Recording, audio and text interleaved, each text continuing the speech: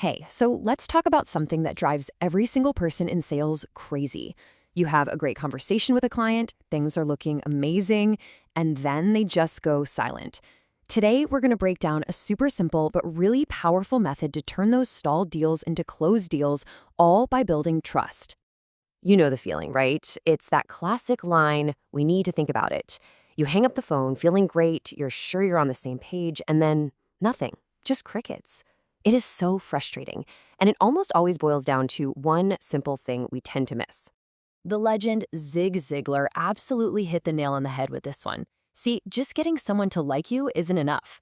Liking gets you a conversation. Trust gets you a signature on the dotted line. And that's the foundation for everything we're about to get into. So, what is that big mistake we're all making? It's this: we treat everyone exactly the same. We have our one way of explaining things, our one script, and we talk to clients the way we want to be spoken to. We think we're being crystal clear, but what they're actually hearing can be something totally different. And this right here is the huge mindset shift you've got to make.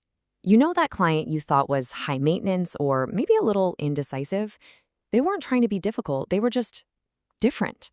They have a completely different personality, a different communication style, and that friction you were feeling, that was just a mismatch. So, how do we actually fix that mismatch? Well, the solution is a really simple four-step framework that's designed to help you connect with pretty much anyone on the fly. It's called the GLOW connection method. GLOW is just an acronym. It stands for gain awareness, lock on to what they need, operate accordingly, and finally win the connection. Think of this as our roadmap for turning that miscommunication into real trust and, closed deals. Okay, let's dive right into that first step. G for gain awareness. This is all about flipping the switch in your brain. Instead of focusing on what you're going to say next, you're going to start observing. You become a detective, basically, looking for clues in how they act and speak. And here's the secret sauce. Your clients are constantly, and I mean constantly, giving you clues about who they are. Your job isn't to have the world's most perfect script. It's to have better awareness. The person who can read the room or the Zoom the fastest wins. Simple as that. So here's the first huge clue to look for: their pace. How fast do they talk? Fast talkers, people who get right to the point, they tend to be what we call D for dominant or I for influential personalities. The folks who are a bit slower, more measured and deliberate, they're usually an S for steady or a C for conscientious. And here's a second clue. How do they respond? Do they kind of jump in and interrupt you to get their point across? That's a classic D or I. Or do they pause for a second, really think about it before they answer? That's a huge signal for an S or a C. Just paying attention to these two little things gives you a massive head start. All right, on to the next two steps, which really go together. Once you've gained that awareness, you can lock on to what your client actually needs and then operate accordingly. This is where the magic really starts to happen. Now, this is really important, so listen up. Operating accordingly is not about being fake or changing who you are. It's not about being unauthentic. Think of it like becoming fluent in another language.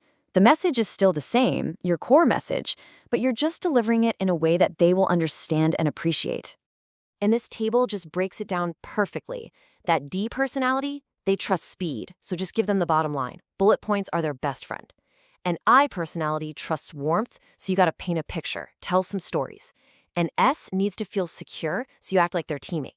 And that C, oh, they trust details, so you better come prepared with the data and the proof.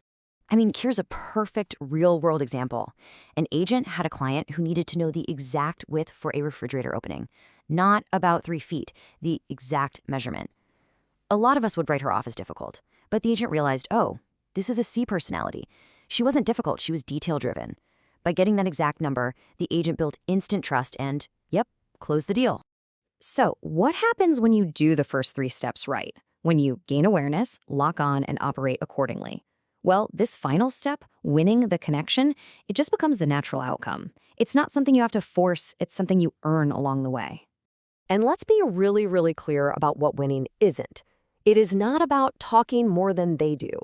It's not about pushing harder for the yes. It's definitely not about trying to be more convincing or just agreeing with everything they say. Those old school tactics, they just create resistance because they totally ignore what the other person actually needs. Winning the connection is actually about one thing: making the other person feel genuinely heard and understood. And when you do that, the whole process just feels easy for them.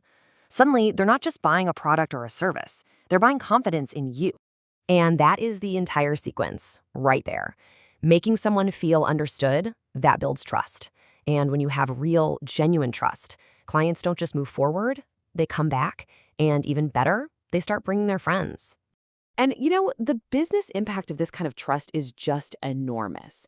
Don't just take my word for it. A recent study found a staggering 84%. That's a huge number. 84% of consumers said they would do something very specific for a company that they truly trust. And here it is, the long-term payoff.